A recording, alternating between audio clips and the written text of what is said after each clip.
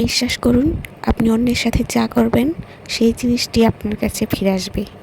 ভালো করলে যেমন ভালোটা ফিরে আসবে, খারাপ করলে খারাপটাই ফিরে আসবে। আজকে আপনাদেরকে একটা গল্প শোনাবো।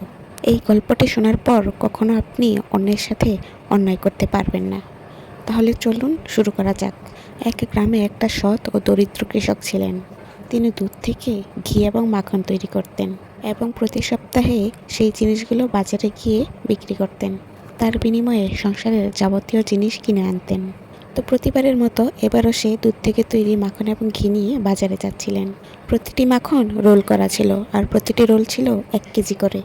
যে দোকান থেকে সে সবসময় কেনাকাটা করেন সেই দোকানে চলে গেলেন। সেখানে ঘি বিক্রি করে আর মাখন বিক্রি করে সে সংসারের যাবতীয় জিনিস, তেল, চাল, ডাল, মরিচ সব কিছু কিনলেন, অর্থাৎ যাবতীয় সদাই নিয়ে ফিরলেন। তো সেইবার দোকানদার কি মনে করে ভাবলেন, এতদিন ধরে এই লোকের সঙ্গে ব্যবসা করছি, আজ একটু দেখা যাক তিনি আমাকে সঠিক পরিমাণে মাখন দিচ্ছে কিনা। যেই ভাবা সেই কাজ, তিনি একটি বাটখারা নিয়ে সেই মাখন পরিমাপ করলেন।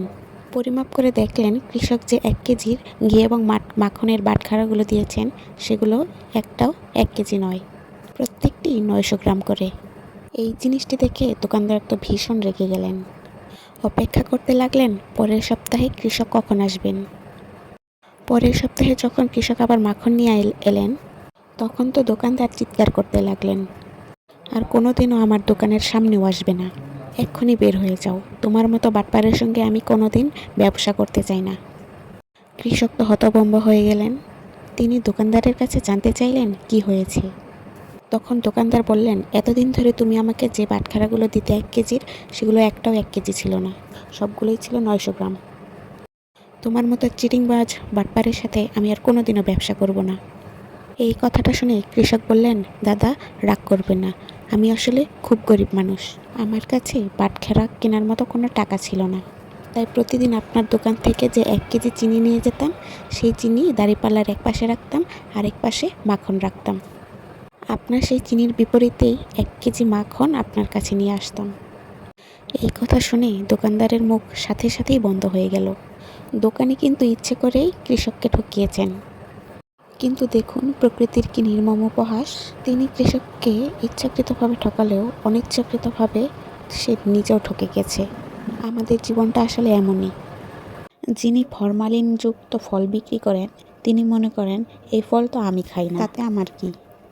সেই ফল বিক্রির টাকা দিয়ে যখন সে আবার অন্য দোকান থেকে মাছ বা সবজি বিক্রি করছেন, তখন সেই বিক্রেতা মনে করেন এই ফরমালিনযুক্ত মাছ বা সবজি তো আমি খাই না, তাতে আমার কি।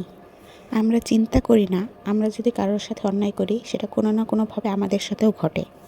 এই চক্রটা আসলে এভাবে চলতেই থাকে। আপনি অন্যায় করে যদি চিন্তা করেন তাকে ঠকিয়ে আমি জিতে গেলাম, তাহলে আপনি ভুল ভাবছেন। উপরে সৃষ্টিকর্তা একজন কিন্তু বসে আছেন। কথায় আছে না, পাপ বাপকেও ছাড়ে না। সৃষ্টিকর্তা বসে বসে কিন্তু ঠিকই অঙ্ক মিলাচ্ছেন। তাই অন্যকে ঠকানোর আগে সাবধান। মনে রাখবেন, আপনি যা দিবেন আপনার কাছে তাই ফিরে আসবে। তাই সবসময় মানুষকে ভালো কিছু দেওয়ার চেষ্টা করবেন, তাহলে সেই ভালোটা অন্য কোনো উপায়ে বা অন্য কোনোভাবে আপনার কাছেই ফিরে আসবে। তো গল্পটা কেমন লাগলো কমেন্ট করে কিন্তু জানাবেন। ধন্যবাদ।